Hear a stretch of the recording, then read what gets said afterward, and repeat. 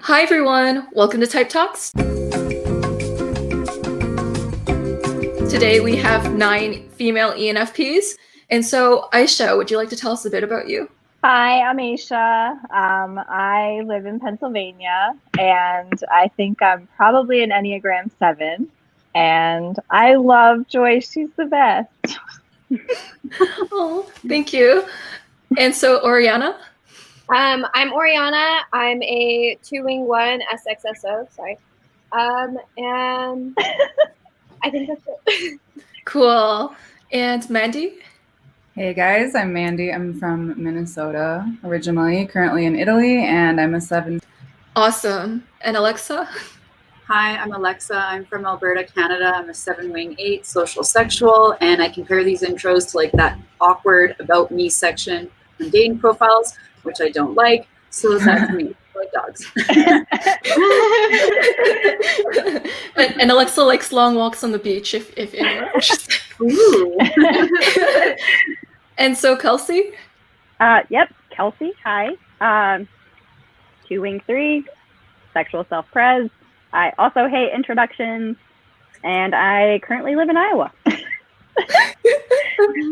Excellent. And so Shannon?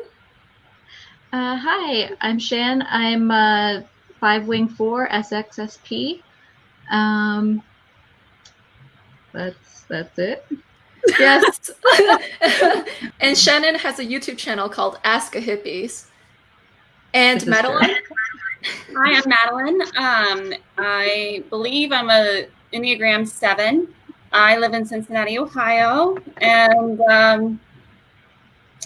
love all things MBTI. Same here. And Michelle? Hi guys, I'm Michelle. I'm not 100% on my Enneagram, but I'm about like 70% sure I'm a 9-wing 1. No, the only reason I say 70% is because I've been considering a 6-wing 7. So I'm still because 6 is hard to understand, so I'm still trying to figure it out. But I do have a YouTube channel, and I do actually also live in Iowa right now. Yes. Yay! Michelle has a YouTube channel called Heart of Michi. I really like her videos, and also really like Shannon's videos too. And so Debbie. Yeah, no, Deb, not Debbie. That was my childhood name. So yeah, I am Deb, and Enneagram 3 sexual with a 4-wing. I don't have a YouTube channel, but I do have a podcast. So yeah. Ooh, me too. Right on. My podcast is called Tapping This Week, and I just do a little FI thing where I just talk about what I want to talk about and say, hey, follow if you want me to. Yeah, so it's really cool as an ENFP. Awesome. And I'll have everyone's links down below. And follow these awesome ENFP creators. And thank you, ENFPs, for coming on. And so my first question for you guys is, does it ever make you mad when people limit your possibilities? Yes. Yeah, hell yeah. We're all like, yeah. Is that even a question? No. I get mad about it because I don't like being told what to do. So if I have an idea about something, I'm super excited about it, and then someone goes out and is like, no, that's stupid, or you shouldn't do this, you need to do it this way. I'm like, no, I'm gonna do it even more now. Like, so that's my take on it. I don't know if that's true. Yeah. I think people often take like our big picture ideas and think that we haven't been smart enough to think about what we need to do next. It's just not our first thought process. That doesn't mean we don't actually take that into consideration. So when we're in like our excitable state of like, oh my God, this idea is amazing, or look at all these possibilities, and someone just like deflates that balloon, it's so just damning on the whole thing. It's like the whole experience is being able to express it and have it received, right? So when people assume that we don't think it through after the fact, it's not always true. Mm-hmm. Right, and it's kind of demeaning. You're like, rude. I have thought about this for like 10 years, and this shit is about to go down. You don't even know. Like, yeah, people miss the strategic because you're only talking about like the beautiful thing at the end, but they're not, like, I'm not going to talk about the legal paperwork I have to file to get this going. Do we really need to discuss that? Like, is that fun convo? Do you want to discuss that? Like, yeah. I hate to be discredited. Mhm. Yeah. We're trying to like get you involved like before something happens, and the fact that like you have to show it for anyone to care is like really annoying. Yeah. Yeah. I was also thinking about possibilities in the sense like when people try to limit the ideas that you generate too, like you'll say something and they'll like shut it down. How do you feel about that? Yeah. We were kind of talking before about how it has a lot to do with where people are at in their own lives. So, I mean, someone who's not really so interested in being in novel things or ideas or something like that, they're just naturally not going to take to it, and their brain doesn't work that way, and so they're uncomfortable being presented with that kind of thing, and they naturally respond that way. So I try to like not get so offended by it, because it's usually more to do with their own limitations than mine. Absolutely. And also 2 words, watch me. Yes. Like, I love bye. that. I'm too like protective too of like, if something doesn't come to fruition, I don't want to be seen as like a flake, because I feel like that's a common theme. But I'm not always as connected to my ideas as everybody thinks. Like, just because I was talking about this at that time, like maybe I changed my mind or like found a roadblock, like doesn't mean I just give up on stuff. I just have many interests. Exactly. Another way around. Yeah. Right. So you're like protective of what you're talking about, because you're like, I don't really know where I'm going to do with this. So never mind. There's also something about possibilities. If somebody shoots down a possible idea, they're also sort of saying like, we can't grow or change as a world. So it's not just the one idea, it's about the potential of everything. So that's why I take it really personally. And it's like, yeah, you're saying we can't grow, and that's not true. So it's not just about the one idea, it's about what that one idea stands for. Big time. Yeah. So I had like a little bit of an epiphany last night. I was watching this video. I don't know if you guys know who Cody Co is. He's got like a YouTube channel. But he was making fun of the Dobre brothers because they went to go see like a $37 million house or whatever. And the garage was super huge. And one of the brothers made a comment like, oh, this is like a dealership. And then Cody made a joke about how like, they were like, how cool would it be that we'd have our own dealership and be able to like, I could buy my own car from myself. And as I was listening to the way that he was mocking the Dobre brothers, I was realizing like that, not that exact same thing, but that's what people think when they hear our ideas, is they think it's so outlandish and so ridiculous that they can't even comprehend how someone could come up with such an idea unless like they're just completely disconnected. So that was the little realization I had yesterday. Yeah. Great point, Michelle. That brings us to the next question. Were you told as a kid that you talked too much, that you were too excited, that it seemed like you were on drugs? Because you mentioned how, Michelle, your ideas can seem kind of outlandish to someone who doesn't have any. So I was wondering. I mean, I've definitely always been told that I talk too much. In first grade, I had so many recesses where I just spent the whole time writing, I will not talk in class over and over and over again. So definitely got told I talk too much. Yeah, we put the social and social studies. Yes. Talk about the most boring subject. No, I'm just kidding. It's actually really fascinating now that I'm an adult, but in school it's not. It's not. Yeah, my mom had a rule that at 9 or 10 p.m., I forget which one it was, but I was not allowed to ask any more questions at that point. Like you guys, you know, my mom's also an ISTJ. Yeah. So a very lovely, wonderful, I love ISTJs, nothing but good things to say about them. But she was just like, okay, I'm done. She was tired. The rest I had it. I'd asked so many questions by that point. She's like, I'm not, tomorrow, save them for tomorrow. I was very strategic about my questions.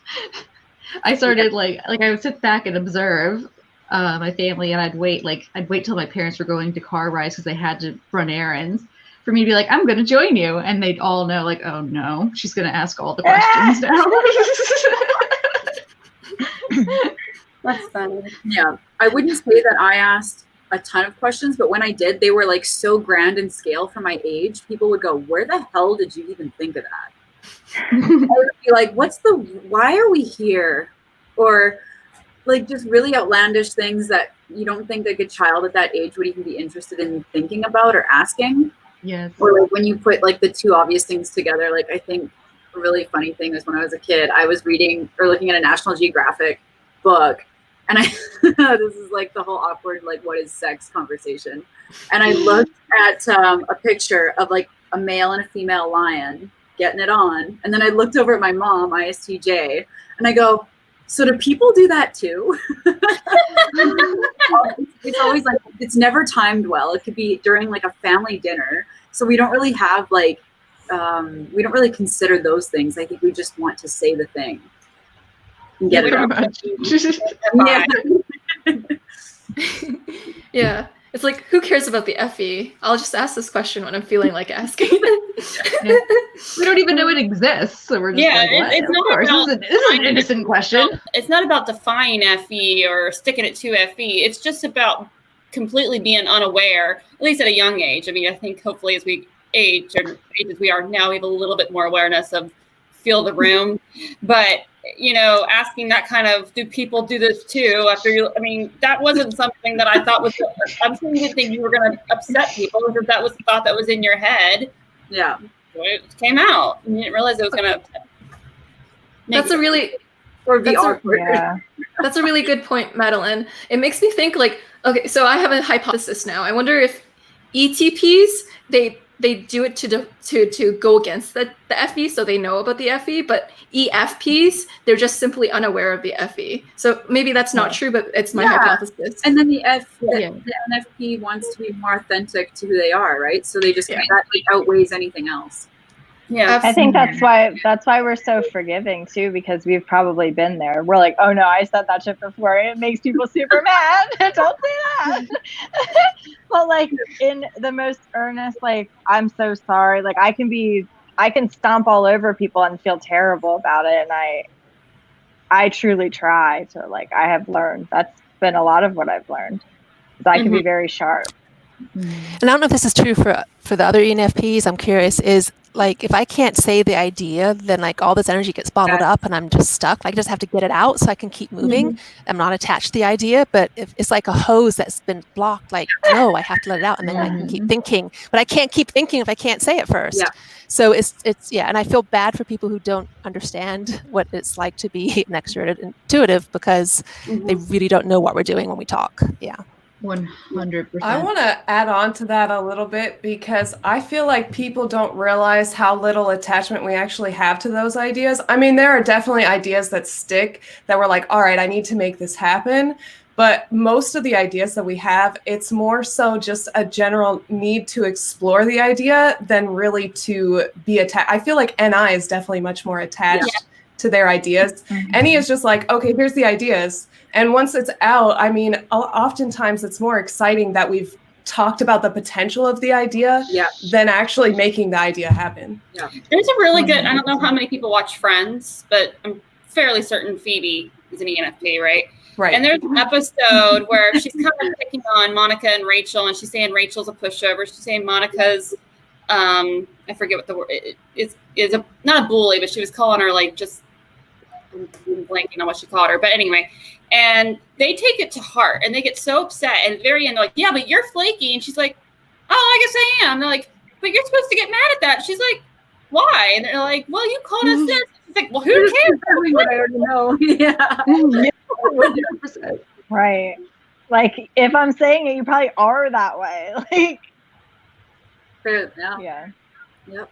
That's so true. Great talk, guys. And so on the topic that Deb was talking about, how NE, if they're not allowed to talk, it feels like a hose that water is bottled up inside. So I was wondering, do you ever feel like you have to hold yourself back, or like you feel like you're too much for other people?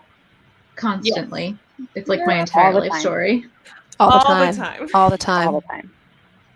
And then I beat myself up about it too. I'm like, well, I want to talk about this, but then I don't want to annoy this person and make them mad. So I'm just not, because maybe I'm just being too emotional, or like too me, too extra, too whatever. And then I stress myself out about it. And then people are like, just be yourself. Stop. Like, why? Why are you doing that? You're beating yourself up about it for no reason. I think for me, it's more of like, it's to the point, I don't know if this has to do with age and just like what you've gone through and stuff, but it's now more of a prominent thing for me. Like, I need to be this way. And then whatever doesn't align with me can just leave. Like, I owe that to myself now. And I think I've really embraced my by leading with my extroverted intuition, because I've also, again, framed it within a boundary. Like, I've become more aware of those things now too. It's like what we were speaking about before. And it's well reciprocated. And I just want everyone to be themselves and feel free to be that way. And we talked about this on another panel before. It's like when we see sides to a person, and then in a different scenario, they're a different way, we're like, whoa, is that the same person? Or like they're not always this way. Whereas we kind of like want to be that ourselves. We always want to be ourselves and be around people that make us feel that way. So it's very weird to me. It's interesting, not weird, but to see people shapeshift in that sense. Whereas I think we kind of just tone down. We don't necessarily change. Yeah, as an Enneagram 3, I shapeshift a lot. I that's, and also my age related, but I shapeshifted so many times until I became a mom, and then I got a backbone. So I think it might be tied to Enneagram type on top of the ENFP. It's one of my major character failings. And that for FE too, which it's not though. You know, I think a lot of the time people want to mistype that as FE, but it's not. It's very much identity. Two things I see associated with FE that are very not true is that FE is the only shapeshifter. I find that people who are doubling down momentarily on their extroverted functions are going to shapeshift to their environment in general. And so it's not just an FE thing, it's also an extroverted function thing. Extroverted functions can be shapeshifters when they want to like adapt to their environment. And so another thing that's attributed to FE, but it's not always, is boundaries. So, you know, FE DOMs get the rep for having bad boundaries. But I think like, okay, feeling types, like I see the F types generally have bad boundaries too. So what is everyone's relationship with boundaries? Well, why call it bad boundaries? We just have flexible boundaries. Who says they're bad? So, I mean, just that very term is, and I'm not criticizing you at all, Joyce, but boundaries are a tool, you know, to be used for the situation. So they're flexible. It's how I approach it. Yeah. I think boundaries, we need to reframe it in the sense that it's not going to hinder us. It's actually going to protect us. It's for us. And then we're not in these scenarios or situations where people are affecting our experience and how we feel. And that's what's most important. Yeah, I completely agree. I feel like flexible boundaries is very like NE or like SE, like it's just this openness to perceiving things. And so what I was trying to get at with my question was that I noticed a trait in some ENFPs is that they can jump into relationships quickly. And so this is like what I see as the boundary setting that sometimes needs to be worked on. Like they'll get excited about a person and then they'll go all in, and then sometimes it'll be a toxic relationship, but then it's like, oops. And then because the ENFP, I don't know, they care a lot about the other person, and so it's hard to even like cut them off sometimes because like you're still worrying about them too. And so any thoughts on that? Well, I've done a lot of work just on my own and then with boundaries, and I've kind of learned that I also really like people who have their own boundaries, because at least you know, you don't have to second guess whether you're crossing a line. You know what parameters are, and so for me, I like just to communicate things, because it's hey, you want to do this at this time? No, I can do it until this time, or I can do. I'm having a really hard time thinking of an example right now, but I find that the more I've introduced boundaries, and it's a nice way, you don't have to be, I think sometimes boundaries kind of gets the connotation that it's mean or I'm in charge. It's not that. It's just saying, hey, okay, well, I'll go to dinner with you. I have to be home by 9 because I have to work the next day and I need my sleep. Okay. It's instead of going, I'll go out, and they want you to stay out later and you're like really want to go home, but then and then later you don't want to go out with them again because you went to bed late, when really it was your job just to say, hey, I need to be home by 9. When you just communicate your needs to other people, and when they do the same, then your relationships can flourish. Yep. I know I'm around the right people when I don't have to constantly fight for my boundaries. Yes. Mm-hmm. Mm-hmm. Yeah. And I think that's something a lot of people can take advantage of with NFs. Yeah. Just like their flexibility and kindness there.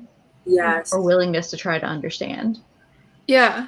I was wondering though, like, doesn't the willingness to understand sometimes you accidentally put yourself into bad situations because you're kind of seeing the potential in the other person, and so you wanna help them with that, and then it can cause like something that's not profitable for you sometimes. It does, because then you basically abandon your entire sense of self with that, because you're out looking into the possibilities as to why something is the way it is and how you can maybe make a difference in that.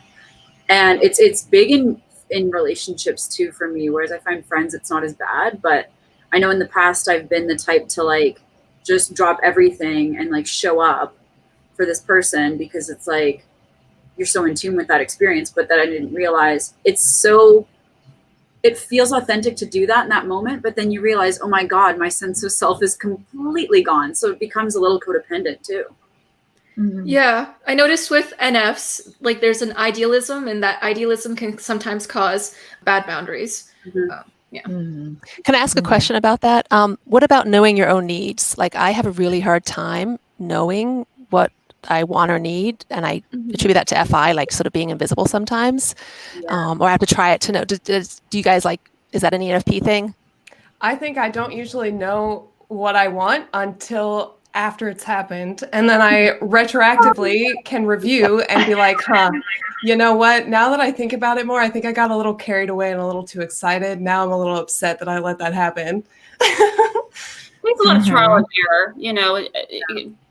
I agree with what you both said. And so it's just saying, okay, well, going forward, I'm not going to do that again, you know, just because it doesn't work for me. But I think boundaries for me right now is learning that I'm not always going to show up the same exact way in every situation or like in every social situation, and me being okay with that.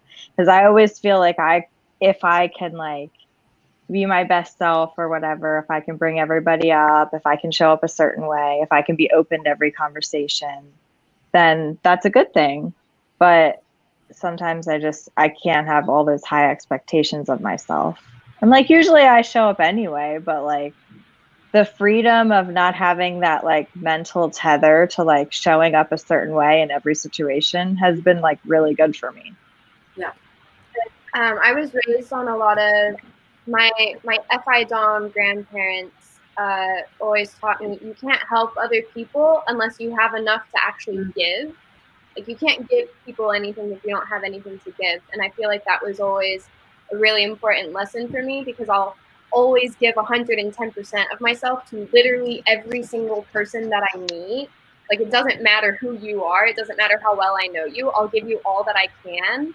And learning that I can't always do that because I don't have the mental capacity to do that. It's not healthy for me to do that. And I'm not going to be the same person that you'll need me to be tomorrow if I mess that up. Yeah, I feel like feelers on a whole are really relational, and so they'll do a lot for their relationships for them to be as best as they can be. And so that can lead to a lot of things, good and bad. And thank you all for sharing your experience. And so my next topic for you guys is, what is your relationship with focus? I have first. I make lists. I have learned, I'm in my 30s, so which is not old, but I just have more time than others on the call. So I've learned that if I just make a list, because I'll forget, but I'll go back and go, oh, yeah, I wrote that down. I got to, it might take me all day to do it, but at least I'll remember to get it done because I wrote it down. Yeah, the TE to-do list. Yes. Yeah. I usually forget my list. Yeah. I have it. I have it all over my walls. All over my walls. I'm like very intensely focused, but also but it's not like a traditional consecutive focus. It's like a spiral of like the different things I'm looking at. So it doesn't look the same as what most people would call focus. Like it's a weird like I have ADHD, and I have like one of the major aspects I have of it is the hyper focus. Like I can't snap out of it when I'm like in one of my rabbit holes, which is most of my life, just rabbit holes. But yeah, the TE lists like were like revolutionary for me when I figured out, oh, hey, I can work back from time and write out things I need to do and just put it all over my wall because it's extrovertedly out there for me to perceive. Yeah. Yes.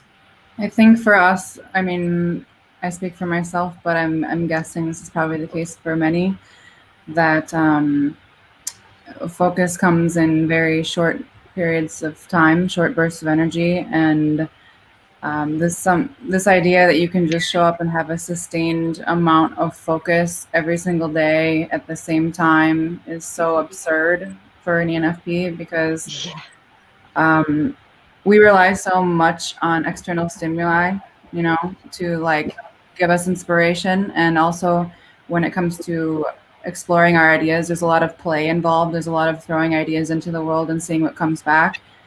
So those conditions are not always present. Like they happen when they happen. And so then it generates like a certain type of focus that comes from the excitement of being able to pursue the idea, being able to be in the flow state. I mean, I think the key for us is finding what is our flow state and how can we do that as much as possible in our lives. But it's very difficult, you know. Yeah.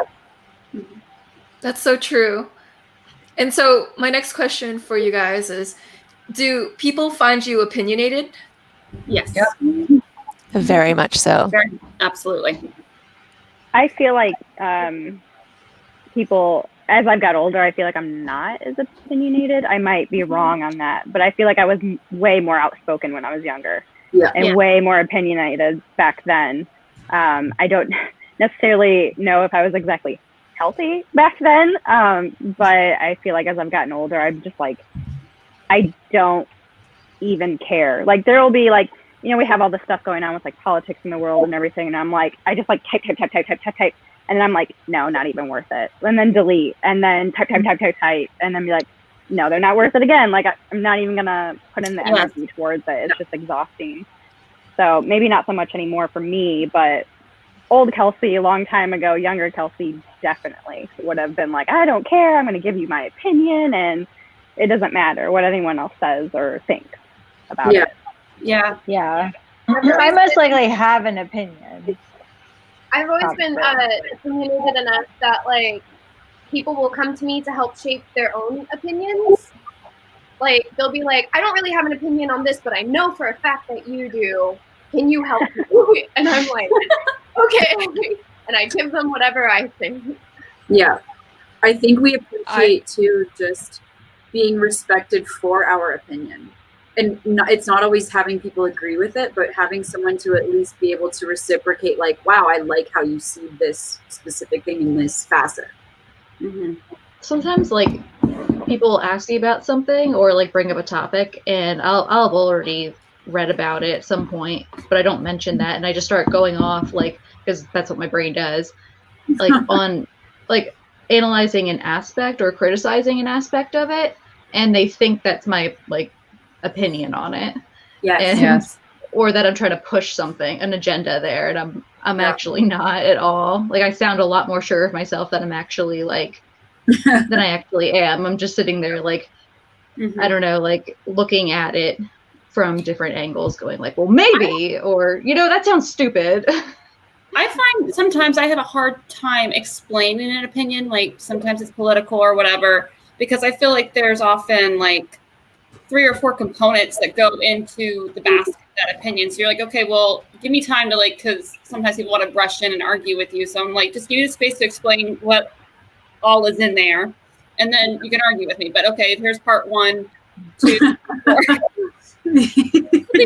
I think I'm like that too, because there's so many parts, and they want you to do it their way too. Right. A lot of the things that people want you to have an opinion about or invite you to have an opinion about, I don't have an interest in having a conversation in either too. Like religion, like politics, like all kind of stuff. And I'm just like, I don't want to talk to you about that anyway. So what's your favorite color? It doesn't get us anywhere. It doesn't change anything. Like, I don't care to talk to you about this. So like, I'd rather talk about something that's more stimulating for me. It's not stimulating for me to talk about that.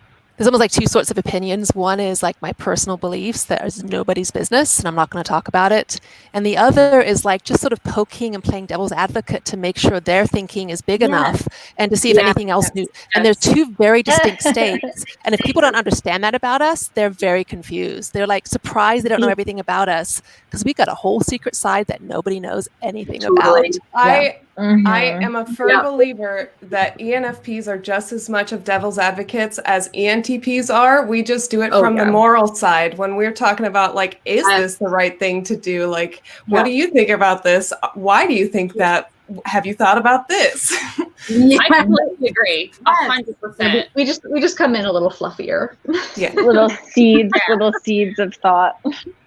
In terms of being opinionated in general, it also ties into the boundaries conversation, because if we've set a boundary with somebody, and well, boundaries are different when you're talking about like relationships versus just social interaction in general, but in social interaction terms, if we've set a boundary with someone, like we were discussing, when your super interested, super engaging self kind of turns off for certain people that you're not connecting with totally, and you kind of operate on this robotic level almost, I would say, for me, where I'm reserving all my exciting stuff and all my interesting stuff for somebody who actually cares and can see it and can access it. In that case, I'm not going to share my opinions. I'm not interested because I'm not interested in the person's response. I'm not interested in what they think about the opinion. I don't usually have much of an interest in their opinion in that case. And hopefully those social interactions are very limited, because I don't really want to be in that situation ever. But that's actually right, because we're like, I only have so many minutes to live my life. Like, I don't want to spend them using them with you, like you saw.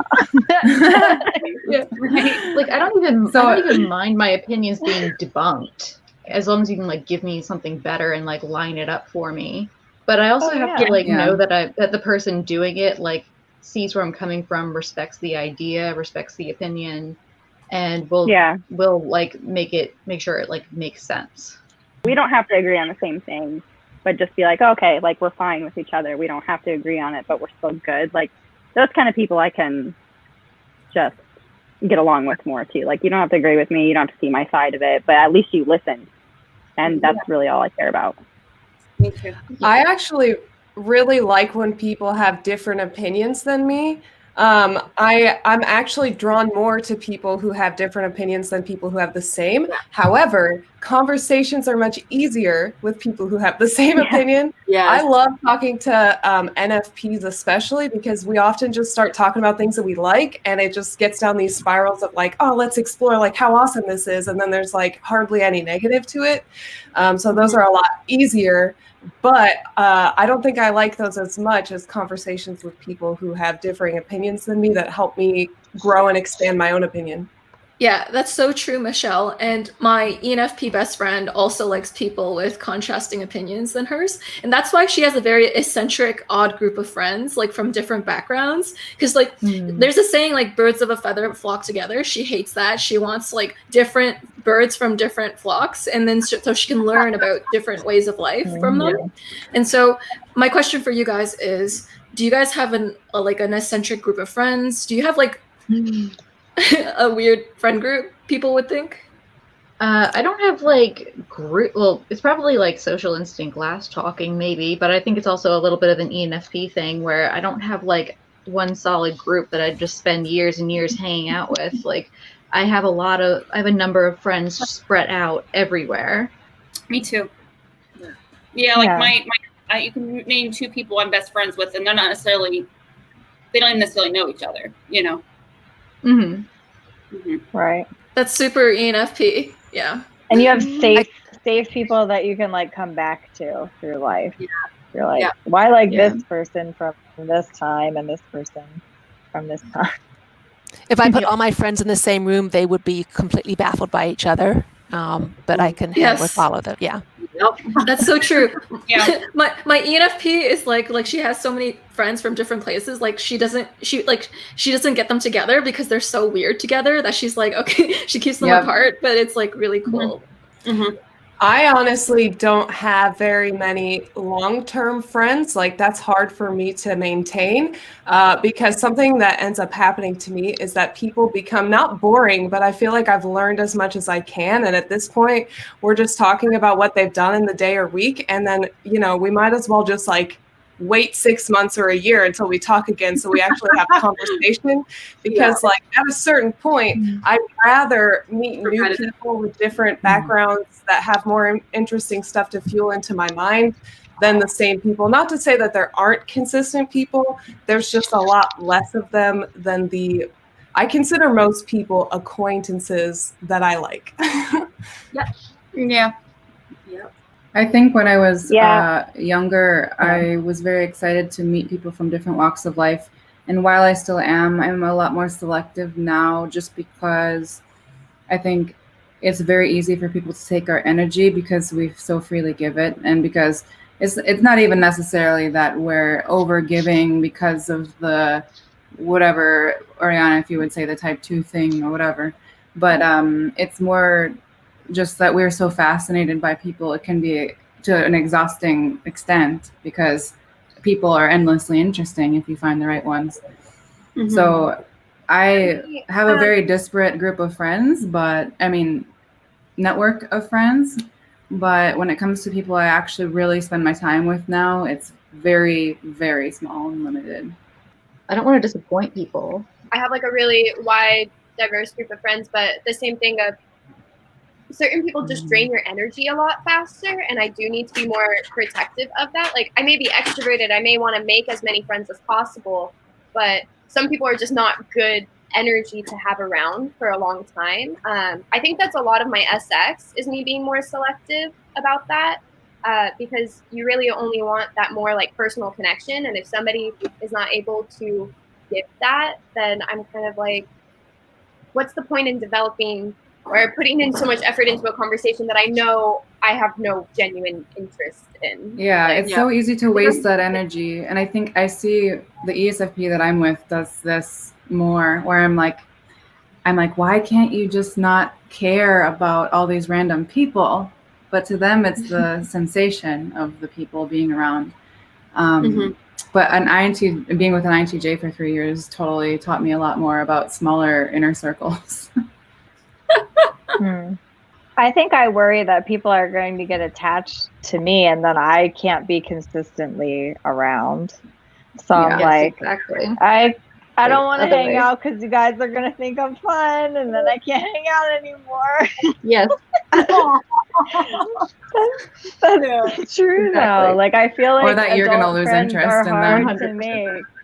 It's not, it's like, sometimes it's like situational. Like I feel like I'll meet people through, I don't know, like Milo will be doing softball and like a mom will be fun. I'm like, you're pretty cool.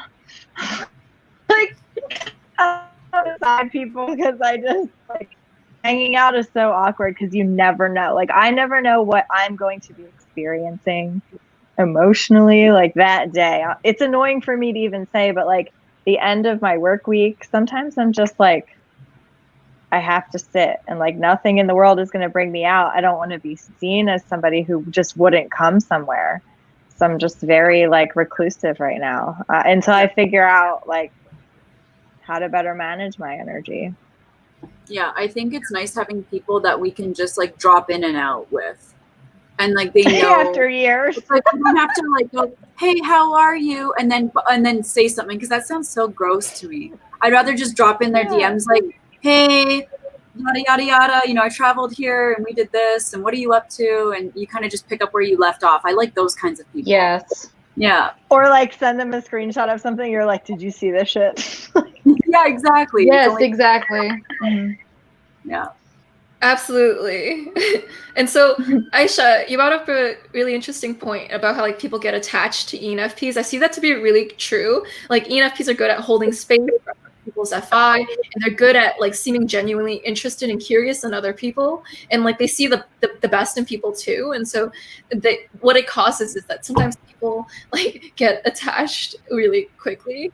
So that brings us on to my next question for you guys, which is like, do people ever mistaken your friendliness and curiosity as flirtatiousness or as like genuine bond? all the time. Yeah. Sorry, it's true. So, yeah. Constantly. I think And I sometimes feel like that's a stereotype that's just pretty much across the board true. yeah. Yep. Yeah, throughout and- high school, college, my ENFP would have so many people falling in love with her, and she's like, "Oh no!" And what would happen is like she didn't want to hurt their feelings, so she would try to like wait until their feelings like dwindled off. So it's like her FI doesn't want to hurt someone else's FI, so she's stuck in a really awkward situation she didn't want to put herself in, and so yeah. What's really funny though is when I try to flirt, when there's actually someone I want to flirt with, I don't know. I don't know how. I have no idea how to do it. But when I'm just talking, like, "Hey, we're friends," they fall in love with me. I'm like, "Why?" I think I become more exactly. when I have a crush. Like I become very like giddy and just kind of like, ha ha ha, like kind of very. I turn into like, like a total. Yeah. Yeah. I turn into a total like Donndelinger anime girl, like. It's like that meme. Yeah, exactly like that. There's a meme that's like when a guy actually shows interest in me and the other person's like, "Sir, are you lost? Can I help you find where you're going?" That's like one of those moments where you're like, if you really knew me, you would know that you don't even like me anyway. That voice comes in. Yep. Actually, though, that reminds me, like, do any of you guys feel like if anybody really did know you, they wouldn't like you because we have this really deep, dark side of us? I know that, yeah. So, okay. It is an ENFP I thing. think the opposite. Do with it. It's like you don't have to do anything with it. We don't want to change it. We just appreciate people that hold space for everything. Because that's what we do. Yeah. It's like Because we do it so much. kitty gloves. If I have to like wear kitty gloves to introduce parts of myself to you, like to make sure like you can handle it, then I don't want to waste my time. Yeah. Yeah, it's interesting. Like, what like my ENFP is in a relationship, and like, so right now, like she's going through like she's going through her own dark things right now, and she's like, she told her boyfriend like, if you see this dark part of me and you want to break up with me, I wouldn't blame you. So like, you're right, Deb. I think it's an ENFP thing. I always feel like it's so rare that somebody actually does get to that level that I actually almost want to think the opposite. Like if they really saw the inner me, they would love me, but they'll probably never get there, you know, or That's very true. I wish they could, but they maybe don't have the capacity, or, and that sounds so pretentious. I don't mean it like that at all. No, I know what you mean. It's like I know what you mean though. With their limitation or our limitation and what presents itself within that dynamic of that relationship. It's like a video game. It's like if you want to get to the highest level, you have to level up. You have to complete challenges. Right. Yes. Yeah. You have to access And also things. bother to ask questions too. Oh my We God. are Yeah. that thing that's like, when you don't have me at this, you can't have me at this. We're all of those damn phrases because we always want to show everybody when we're being so nasty so that we feel accepted always. Like, I just don't want to slight anyone or something when I'm being a B, because I want to be a sweetheart all the time, but I'm not. But Mandy, what you said was so sweet. So does everybody think that you actually have a sweet spot that most people don't know? Yeah. Like this really tender. I've never said this out loud, by the way. Like Mandy, you just totally like, do you all feel that? Like you have this really? I do. Everyone's nodding quite yet. Yeah. Like I feel like INFPs wear it on their sleeve a bit, which is weird because they're FI dominant. So how is like, well, okay, they don't wear it on their sleeve, but they kind of embody it. That's a better way to say it. Yeah. They're not trying to reveal it. They just exude it. And I've always been so envious of that because it's like, they have such a beautiful, like feminine vulnerability about them that seems to drive men crazy, first of all. And also just is such a nice quality. And I, being brought up with an ISTJ mother and being very TE heavy, like pretty much all the time, like it's so special when a guy can actually make me feel that way. Yeah. So like, I don't know, I think of it in romantic terms, but like my ESFP, for some reason, the dynamic is such that I'm very like in my feminine, girly, giggly, FI, happy self, you know, which is really nice. Yeah, that's a really good point. So my ENFP, she went through a phase where like she realized like she couldn't be safe being that tender, soft-hearted part of her. So what she did is she doubled down on her TE, and so she became more independent. But she doesn't like staying in that state, and so she wants to be with someone who brings out the more tender and vulnerable and part of her. Yeah. It's like I want to be allowed to be that way. Like I want to feel okay to be that way. Yeah. If somebody's able to see that in you, then you have permission to be it. Yeah, absolutely. Yeah. Absolutely. Like, I don't know about you guys, but I always get told like, oh, you're so strong, you're so independent, and blah, blah, blah, blah. And like, I admire you. And I'm like, but I don't always want to be. Like, I don't want to have to be this strong person all the time and whatever. So it's like when you have someone in your life that is like, holy crap, I can breathe. Like, you feel like home. Like, I don't have to like be this protector of the home. Like, you're here and that's your natural being, and it makes me feel so like great. Like my head's above water finally, and I can breathe. Yeah, and like even just people, I don't know. I even have people sit there and say like, I wish you would like express your feelings more. And I think, well, you can't just say express your feelings, and I'll be like, cool. Like I need someone to like in a masculine way harness and direct my like all that NE energy I have, so that I like feel like okay, I like okay, here we are.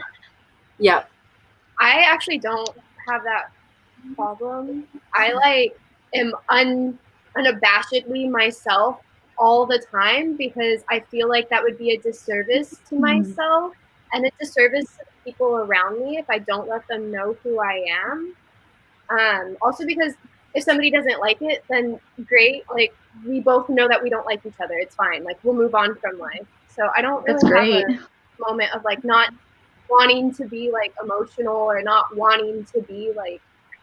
I may tone down the NE a little bit because I know that NE can drive people like wild, but the like my FI or like being emotional or being soft or gentle, like I feel the world needs more of that, and I feel that people need to be more themselves. Like, yeah. I like that more like devoted to that, and it's awesome. Yeah, that's really awesome. I think that I have personally been hurt too many times by people that I thought that I could open up to, especially when I was younger, like in my, elementary school, middle school age range, because I moved and because I was around a bunch of people and I thought I could continue to just be open, that like, because of how many times I've been hurt by people when I did share my emotions at this point, my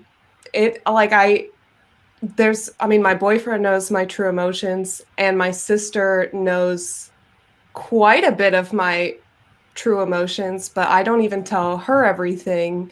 I don't actually have anyone except for my boyfriend that I actually feel like I can talk about any feeling.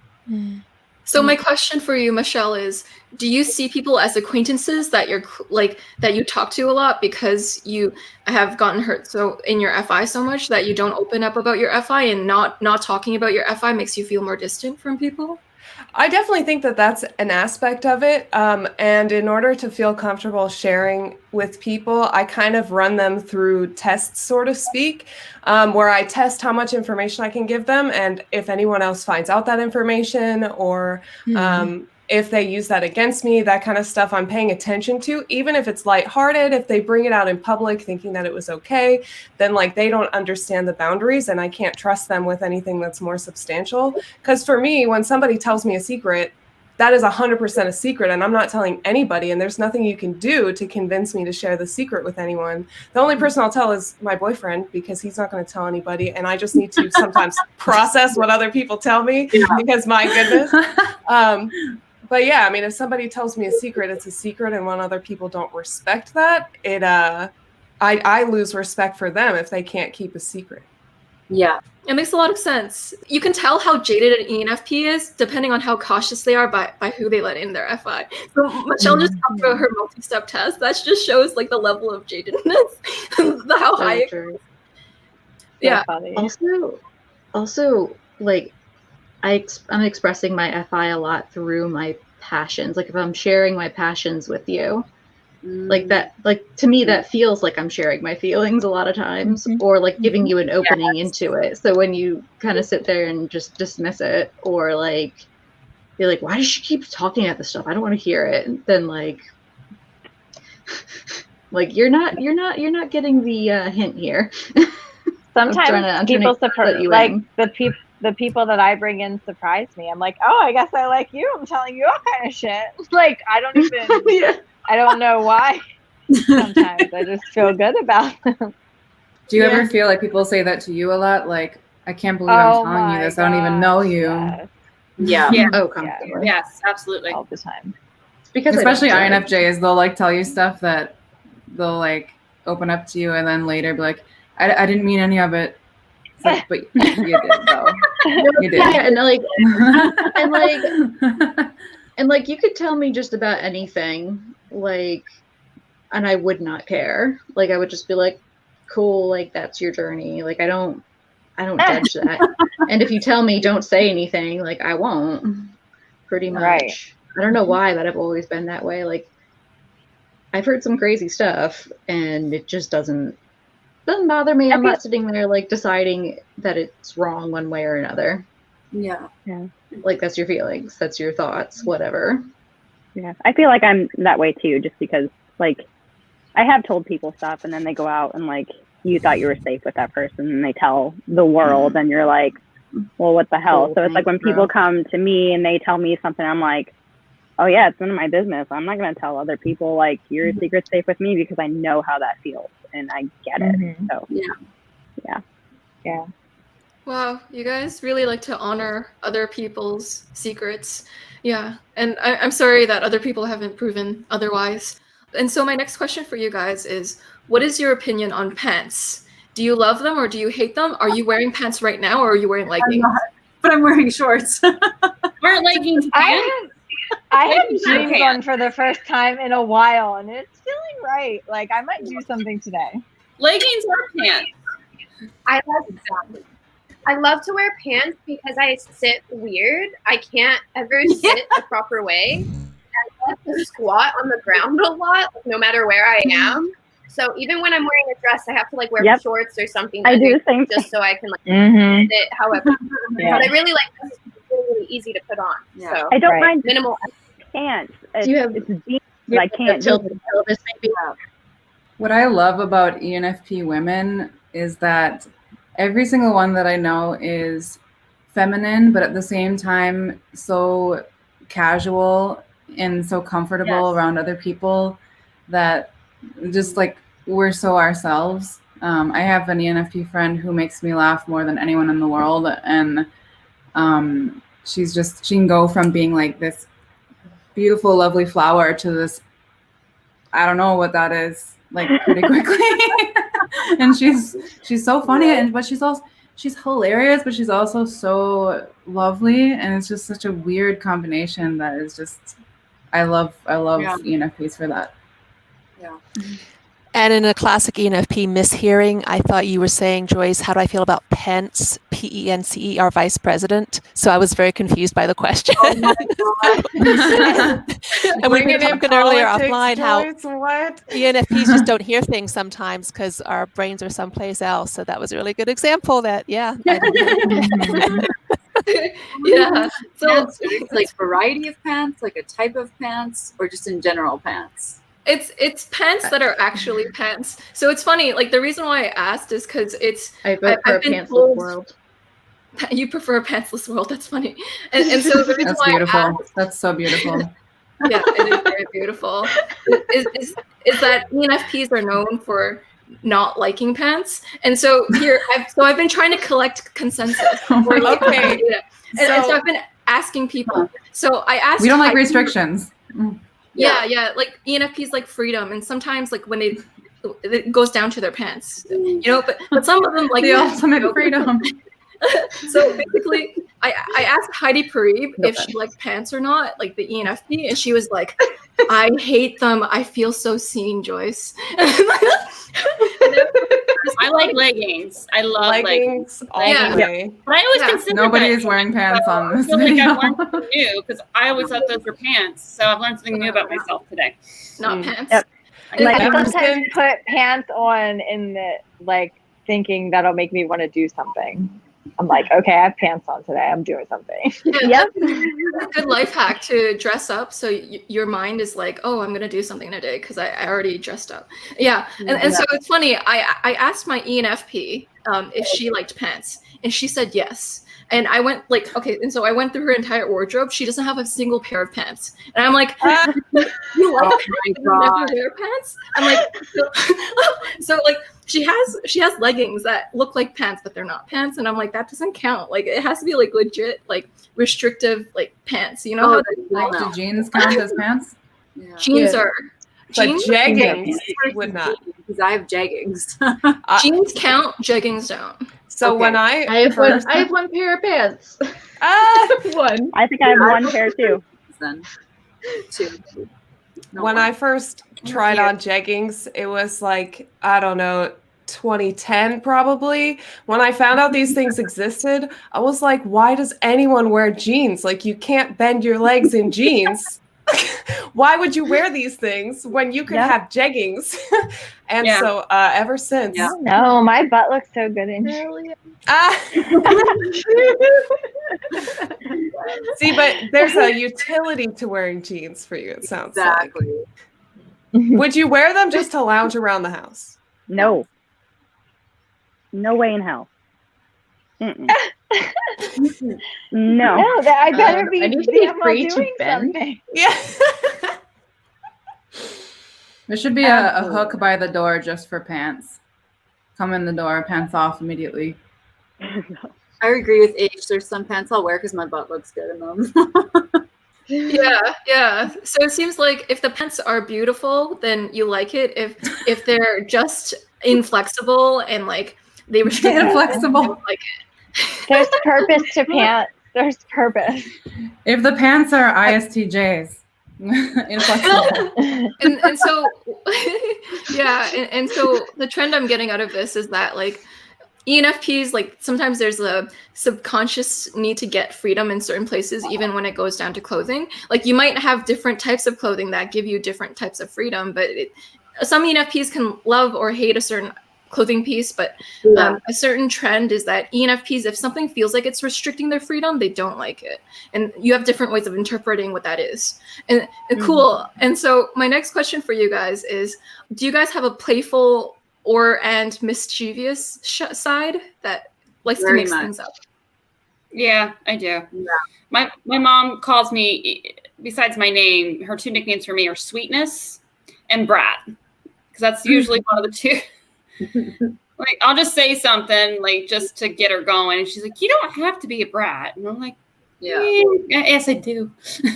I my love scandalizing my ISTJ mom. It's so fun. Yeah, my ESTP mom named my other half when I was like 2. She named her Ursula. Oh my god. So I didn't realize how much as an F with FI I provoke other people to see their reaction. So it's not quite being playful or mischievous. It's sort of like being provocative. And I did not see it in myself. And I heard it on a recording. I literally was provoking my son. An hour later, I'm like, I did not realize I did this. So do you guys provoke or like, just to see like, and just to get a reaction. Testing boundaries. It's exploration. Challenges are fun.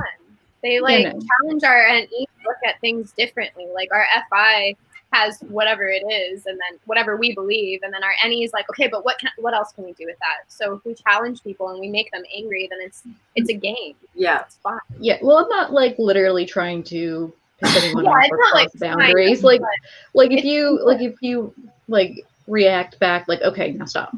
Then I will. But like, I'm definitely trying to play, and I'm definitely trying to like see something from another angle. Yeah, and this goes back to what I think, I don't know if I said this while we were recording because we talked for quite a while before, but ENFPs are just as much devil's advocates as ENTPs. Mm-hmm. Mm. If you've been in any of the forums or any of the Facebook groups, you know that. Yep. I get more arguments from other ENFPs than any of the thinkers combined, for sure. Yeah. And it goes back to the questioning too. Like sometimes ENFPs will kind of see like, oh, that area can make more like sense in an NE way because you're trying to explore the idea out loud because you're brainstorming with the NE and you're just bouncing ideas with that person. And so the bouncing ideas can be very devil's advocate-y. So the NE can just be very devil's advocate-y. Yeah. Oh, for sure. I feel a little bad Cool. when people think I'm like attacking their opinion or like personal value because I'm definitely not. Yeah. I'm definitely just like playing the devil's advocate what if game. And I'd be looking for like people's backbone, like where is their core value, their line that they will not cross. And I think that's a very FI thing to be looking for because not everybody has that. But I want to know how far can I push you and where will you stop? Because I want to know how strong you are. So I don't know if that's a ENFP thing or just a 3 thing. That's like a type 8 thing almost. Yeah. I would say. They like to push you and see where you're at if you can meet them at their level and all that stuff. EPs are also known generally as boundary pushers too, so that would make sense too. Mm-hmm. I mean, the way Joel and Antonia describe like exploration being a process of hacking through the world with a machete and like finding new stuff, it makes sense. I mean, boundary pushing in general makes sense in that context because you're looking to expand the boundaries. Yeah. And so my next question for you guys is, what are some famous or fictional ENFPs you know about or people you suspect to be ENFP? Tupac. Tupac's my favorite ENFP. I know Lorelai Gilmore from the Gilmore Girls. I always identified with her even before I knew about MBTI. This is a type that is widely disagreed with. People think that she's an INFJ or whatever, but Elizabeth Bennet from Pride and Prejudice. Yes. 100% relate to her so much. Yeah. I know Jessica Day from New Girl is like an ENFP. I was going to say the too. same thing. Yes, people who meet me often relate me to the actress. What's her name? Zoe Deschanel. Mm-hmm. Yeah, people always compare me to her. I get that all the time. All the Same. time. She's just like so quintessential ENFP. Okay yes. Yeah. I love her cute like musicalness. She's adorable. I think Alicia Silverstone is an ENFP in real life, but also her character in Clueless in the 90s. It's tempting to look at that and be like, oh, obviously like ESFP or something, but something about her, like she kind of has this reformer attitude, and obviously it's that was written in parallel with Emma. Yeah. Was it? Yeah. Yes, so it like, was. that's interesting. Someone who I think is an ENFP, but they get typed as a ESFP or ESTP a lot, is Jenna Marbles. Like, yes, she's my queen. Yeah. Okay, the way that she left YouTube is just like quintessential ENFP. Like she's just like, all right, let me take accountability for absolutely everything that I did. I don't like any of this. I've taken it all down, but that's not enough. So I'm stepping away. I don't want to hurt anyone. And like just the way she went about it was just so beautiful. And people even type her as an ENTJ, and I'm just like, No way. Yeah, I think that she's an ENFP. And one of the proofs I have is her avocado video where she was just purely ranting about avocados. Sometimes ENFPs, they just have this like topic that they're really passionate about that's very NE, and then they'll go like, okay, I can give you 10 billion reasons. I don't know, Shannon always does it with me. And so even Shannon ranted about avocados to me once. Like, which was weird. And then I saw that video with like, I think even if you compare her to Julian, who I do think is an ESFP, like if you compare the two of them, Julian is so much more in your face than she is. Like she's much more laid back than he is. And she like really leans into the Virgo, which I appreciate, as also I am a Virgo ENFP. So I appreciate that. Yeah. like maybe they Happy might birthday. be thinking Oh, they're thanks. sexy because like of her dedication to working out and the exercise science degree. But I mean, I'm in some very SE professions, and like there's just a huge difference. It's like the gracefulness with the and the noticing of things in the sensory. I did notice that she doesn't she's not as like SE graceful with things. And she always wears leggings. She doesn't wear pants. Just saying. Yes. Yeah. I find myself not really identifying with ENFP characters very much for some reason. Usually it's an INFP character like Amelie or something like that. Yeah, I don't know. What is Usually it? It's an INFP. What is it about Amelie? Let's use her as an example. What is it about her that you relate to so much? The quirkiness, the kind of desire to make life more than mundane, like to make life a movie, like to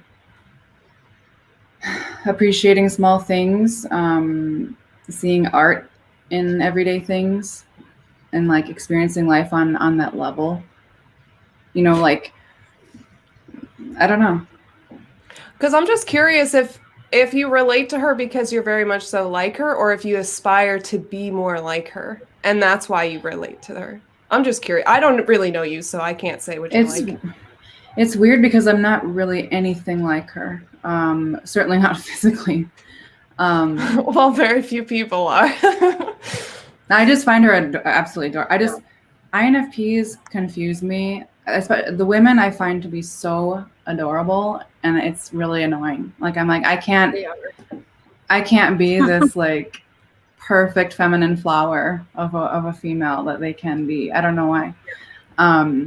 But in her case, there's just something very artistic about her outlook on life and her appreciation of things and the way she sees things. And that's what I relate to.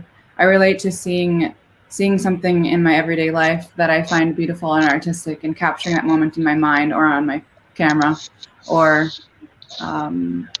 like experiencing it on a deeper, more intense level. People like to confuse that with SE, and it's not, because it's very much like something that we gravitate to that has that meaning for us, and to capture that, right? Mm-hmm. And a lot of the time, like I love taking pictures of the things that I can like look back on. Like there's times where I'll go on, it's very rare, but I'll go on Facebook and like I'll look at pictures from like 10 years ago, just out of nowhere. I don't know what inspires me to do that, but I think that this comes to like the SI. Yeah, we have the attachment to the physical. We are not attached to the ideas. Like we already talked about, like ideas come and go, but we are attached to the sensory world. And whenever there are sensory things that stand out to us, we're more drawn to them. Like I have shirts that are like way too old. I can't bring myself to throw them away. I don't wear them anymore, but I can't let go of them because of the sentimental value they have to me. Same with like notebooks, books, like they're just sensory things that I cannot let go of. Yeah, what they mean to me. Yeah, and it's also the FI as well, like just emotionally caring about it too. And so my ENFP, she used to keep like a bunch of cards that her exes have given her, but she couldn't find like the heart to throw it away for some reason, so she just keep it. And I'm like, and then her new boyfriends would get angry at her for like keeping these cards from her ex-boyfriends. I think nostalgia is huge for us. I mean, think about it. Preserving that exact moment in memory, even though the novelty. Yeah, like and that's where a lot of our novelty seeking. Mm-hmm. Yeah, and that's where our NE is generated from. It's like we've built our idea of the world from these SI experience and SI experience with people. So it's like burned into us, and we're generating the future and everything that way. Yep. So it's like I feel very fortunate to have that ability. Yeah, I agree too. And if you, like you said, if you throw it out, then there goes that. Yeah, there goes like I mean a huge part of your memory in your life. I have moved a lot, and so I have thrown away a lot of stuff, and it is incredibly painful, the choices that I've made, because sometimes I'll be like, oh, I want to look at that, and then I'll remember, oh, I threw it away during that move. because I didn't have enough space for it. And then I'm like, man, I should have just made space for it, because now I really want, like, I don't have any of my yearbooks anymore because they're big, they're heavy, and I've moved. So I don't have any of my yearbooks from any grade. And like, even though they weren't like signed by a bunch of people that I was really close to, there's like the attachment to the pictures when they were taken, and being able to look through the pictures of other people and be reminded of those relationships that I had with them. It is pretty sad that I threw those away, and sometimes I still get like nostalgic for my yearbook.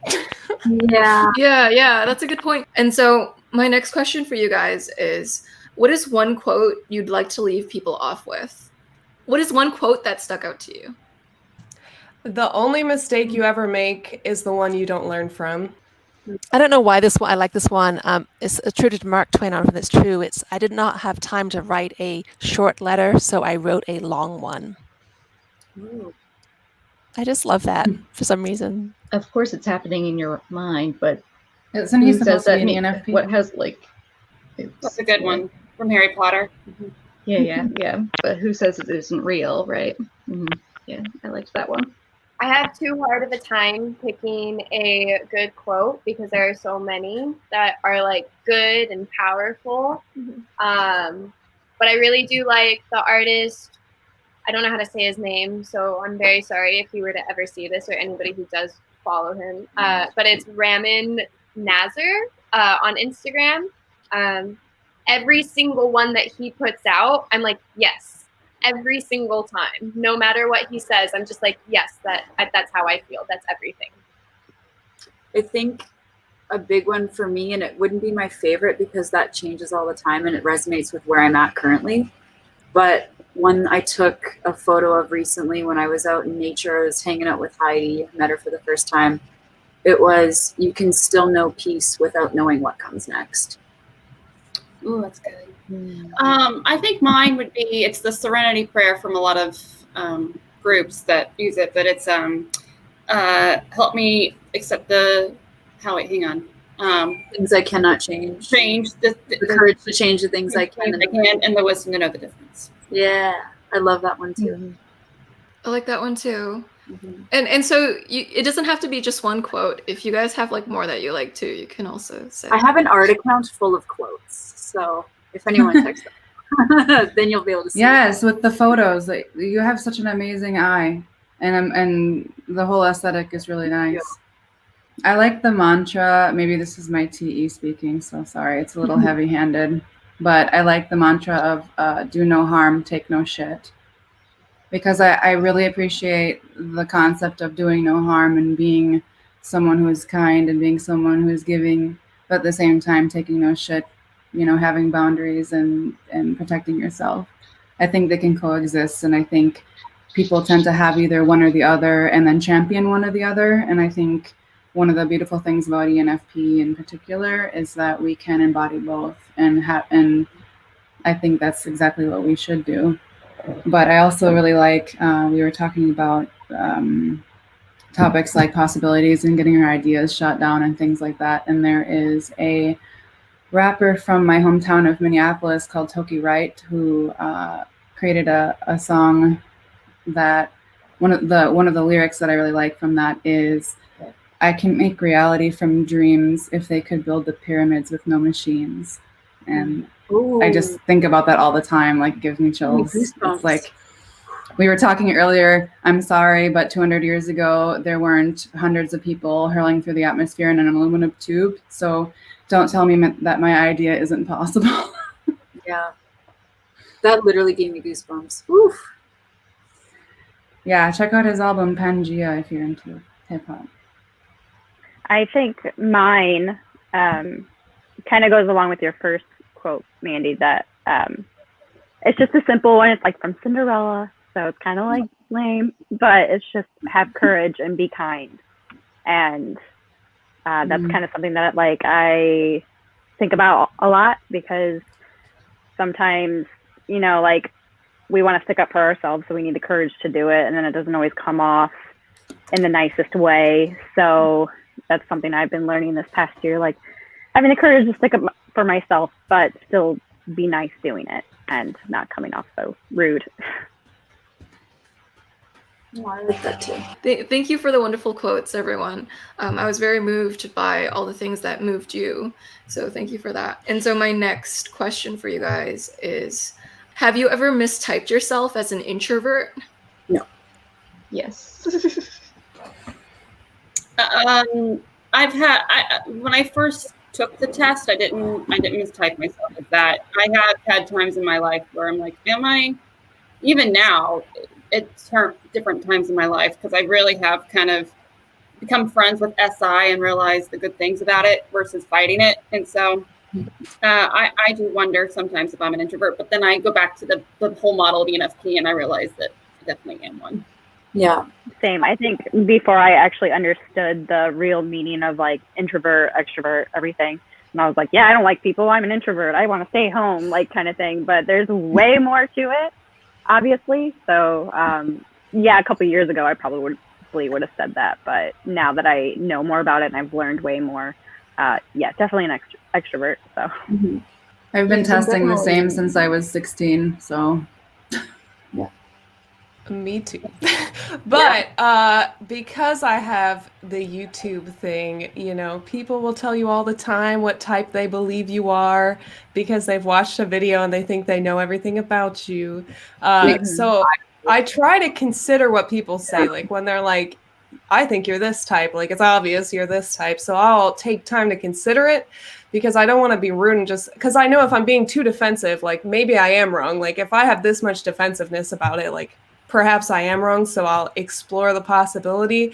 And I definitely explored the possibility of being both an INFJ for a while and an INFP, but I can say with absolute confidence, nope. Yeah. Nope. I think that I am firmly an ambivert, which I think is a pretty common ENFP trait, to be socially ambiverted, where we need a lot of our alone time. And it's not even necessarily that I need alone time, it's that I want to be able to focus on the things I want to do. And I can't focus if there's other people around. So I have to make the choice, like, do I want to be around people or do I want to work on this? Like, I'm going to work on this because absolutely, yeah, this is something I care about. And I mean, I care about you too, but like my sister wants me to call and I'm like, our phone calls are always 2 hours. So that's 2 hours that I can't do anything else during because it demands my full attention. So I've been putting it off. I'm going to have to agree with that completely because in my life right now, I'm noticing such a difference in my productivity being with an ESFP, which is so wonderful in so many ways. But in comparison to being with an INTJ for 3 years, who always wanted to be working on projects, so did I. So it's very easy to like have the amount of alone time and the amount of project time that I needed. Now there's such a requirement for going out that I feel massively introverted in this relationship. So it's like I really, really identify more probably with introverts. Yeah. I feel like bringing an ESFP next to an ENFP just makes us feel more introverted naturally because that SE is just, they need to be around people. Like they require it. And I enjoy it. I really like being around people. But when I'm around an ESFP, I'm like, nope. I'm not that. I actually was going to say with Shannon, because you're a 5, that might, do you feel obviously far more introverted because of that? Oh yes, very much so. Like I tell everyone I'm colloquially introverted. My ideal really would be to have like 1, maybe 2 people tops. I guess like 1 person though, just in the room with me, like Mandy was even saying about her INTJ, just sitting there doing projects with me, where you don't have to like, you know, only be focusing on what the person's saying for 2 hours, or, you know, you can talk a little and then you can go silent for a while doing things and it's okay. Yeah. Like, but I have you get that. Oh, sorry. Yeah, I can usually like just feel myself like every minute I'm outside, like spending time with people, like just normal talking sort of thing. I just feel myself draining, like, and wishing you were working on your stuff. Yeah, 100%. I'm like, Yeah. I really like you as a person, but I can't do this. Oh my God. Yeah. So like learning that I always tested as like, oh my God, my introversion was like 80% in the score. So finding out that I was ENFP was kind of a shock, because I'm like, how do I like explain to people that I'm an extrovert when I'm like really not? But like wrapping my head around, well, of course it makes sense. Your intuition's so high. I'm like, okay. And yeah, obviously you can see it if you like ever sit there like talking to me, like message me or something, or like video chat about like wanting to talk about, you know, this sort of stuff, how much I'll freaking talk. Like it's pretty obvious. Yeah, I guess it goes back to having permission to use your dominant function. If you're in an environment where you don't feel permission to use your dominant function, it will not be stimulating to you. Like even if you're an extrovert, you're surrounded by people, but if it's not stimulating your NE, like the conversation, then it's just as much like it can be draining. So like some ENFPs can think that they're introverts because they're either like around a lot of stereotypical extroverts, and like pop culture kind of defines like extroverts as like, you know, going to a party, smoking cocaine off a bench with 80 other people. But like not all extroverts are like that. Yeah, so say like, oh my God, even the idea of like going to those parties, or like, oh God, we have to have we have to have like a family barbecue or something. I'm just like, oh God, please, why do you hate me? Like, I can't do it. It's so dependent on like the type of extroversion you have. Well, and I think one-to-one connection, I mean, we can have the same desire for people connection, but it's of a different nature. It's not always group connection. Oftentimes one or two people, like you were saying. So it can be. I'm not actually. Like, oh, sorry. I'm sorry. Sorry, I was just going to say, like, it can be, like, you know, if you gather the right group, it's not like, it can be. Invite me. It's not like don't ever invite me anywhere. I'm just saying, like, it's so, like, emphasizing, like, it's just so dependent on the type of stimulation. Sorry. No, I was just going to say that for me, I mold to the group quite easily. So if I'm surrounded by other extroverts, I'm going to take on the role of an introvert. And if I'm surrounded by introverts, I take on the role of extrovert. So for me, it's just very malleable. And I was going to say something else, but I lost that point while I was listening. Do you guys have any questions for each other? Like, what is an ENFP quality that you haven't seen discussed yet and that you want to see if it is and you want to bring it up? Sorry, those are like so many things. Such big broad questions that I'm like, Yeah. No, this is a perfect example of how NE actually works. If you start with an idea and tell us to branch off from like this big idea, we can't really hone it in. But if you give us a specific detail of something, then suddenly we have 5,000 things to say about it. So I think that NE is actually not a function that works very well on the spot. It's more so a very natural thing. And when you try to control it, it tends to shut down. I am so bad sometimes at like bringing up examples. And I noticed that from a couple of you guys too, while you were talking, you're like, I have an example and here's some details, but I'm forgetting it. And I can't come up with an example right now, but you know, it's true. And I'm just like, that caused so many issues with my mom, because she would always be like, give me an example. And I'm like, I know. Yeah. Do you guys find yourself being like, I don't know, I don't know words. I can't, like, I don't know how to. I tell people that all the time. I'm like, I got a really great idea, sometimes, but I don't know words. I can't tell you. Right. Hard. Yeah, I find in order to really communicate. In order to really communicate something, I have to like write it out. Not even necessarily to give it to somebody else, just to give it to myself. Like I have to talk it out loud or write it out. Yeah. And see, it's like, it's extroverted thinking, in my opinion, just to get it out of me and then look at it and go, oh, okay. And then I'm able to to words, as you were saying, like to actually put it into words. And sometimes people will be like, why do you dance around words? Like, why can't you just say the thing? And I'm like, I don't know.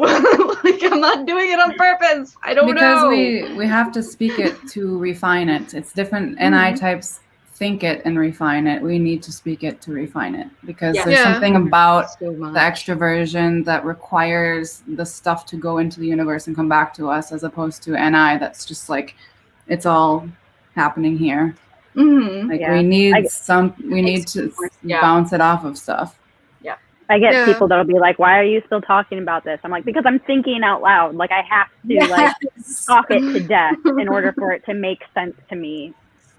And that's actually, I was gonna say to Shannon, this is my thing that I forgot that I remembered, was that when we were talking about being devil's advocate and playing, like there's so much play involved when we speak, when we converse and discuss things, that like people can take us so seriously for one little thing that we said, but sometimes it's really just playing with an idea. It's like playing with Play-Doh. Like we haven't formed anything necessarily. We're just like trying it out, you know? Yeah, for sure. Yeah, and I wonder if the reason why it's hard for ENFPs to communicate is because they, like maybe like NE has a habit of overcomplicating ideas, so it'll like want to explain it, but then it'll explain all the other things with it as well, and so then it becomes overly complex. And another thing that makes NE hard to keep up with is it can connect like disparate things together, like seemingly unrelated things, and people don't know how you made the connection between piano notes and the notes of a wine, like a glass of wine, and so they're like, well, how is that related? But you can see the relation, and that's how you could lose people too.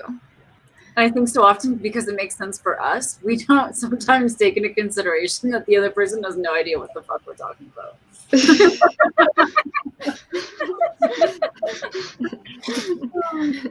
Oh, that's so true. I had another thought about ENFPs too.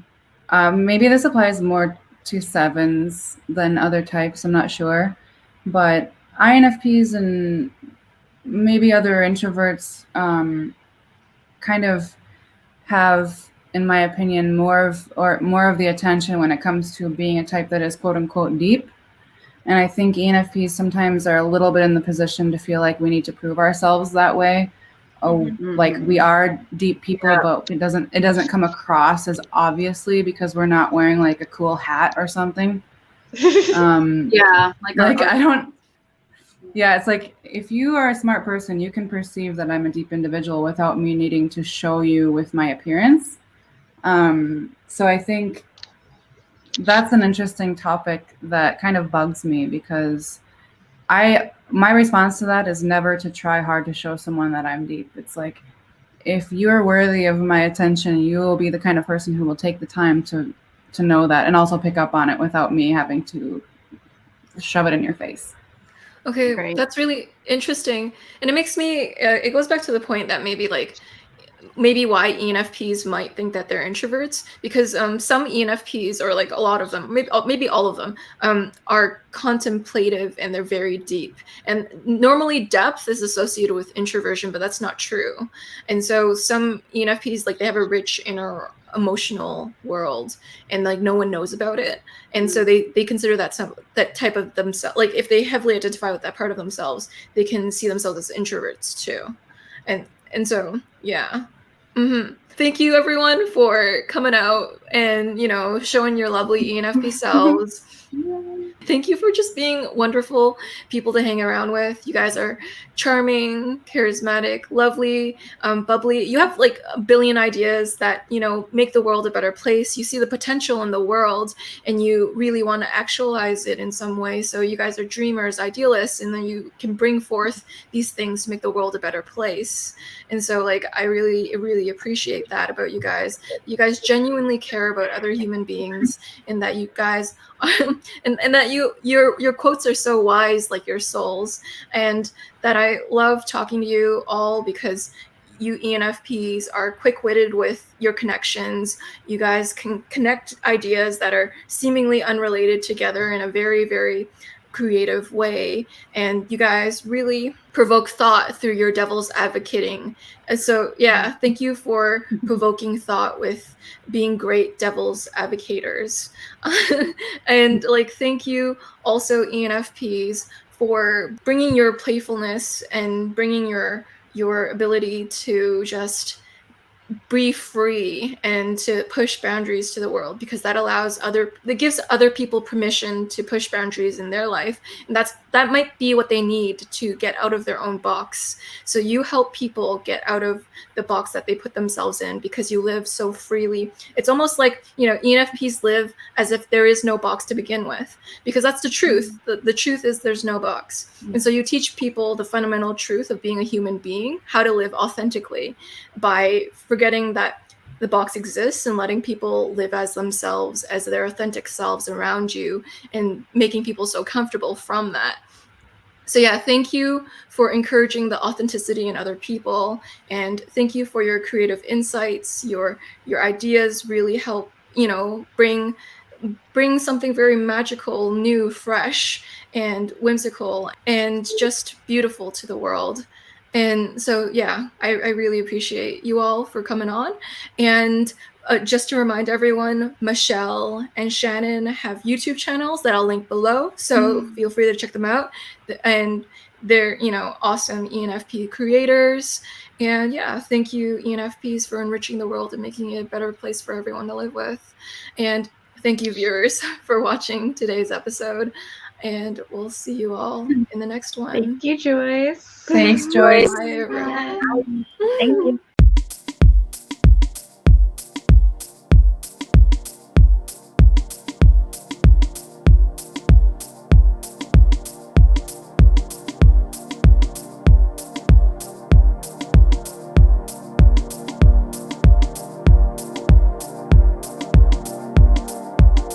You see things so crystal clear.